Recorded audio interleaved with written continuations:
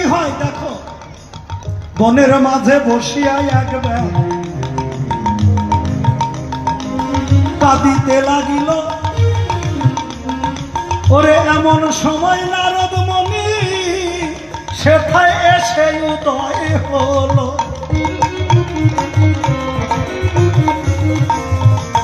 কাঁদিস কেন বনে বসে, বল না রে আমায়। ওই নারদ মুনির কাছে করজরে ব্যথেতে জানা। ঠাকুর আজ 3 দিন গত হয়ে গেছে, একটাও হরিণ পাই নাই। আমি এই বন থেকে হরিণ শিকার করি, হরিণ শিকার করে হরিণের মাংস বাজারে বিক্রি করে আমি আমার সংসার চালাই, কিন্তু 3 দিন হয়ে গেছে একটাও হরিণ পাই নাই। ছোট ছোট বাচ্চারা আমার ঘরে না খেয়ে আছে।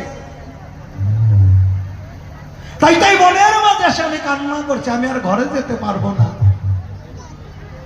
এই বনের মাঝে থাকবো। রাতের অন্ধকারে হয়তো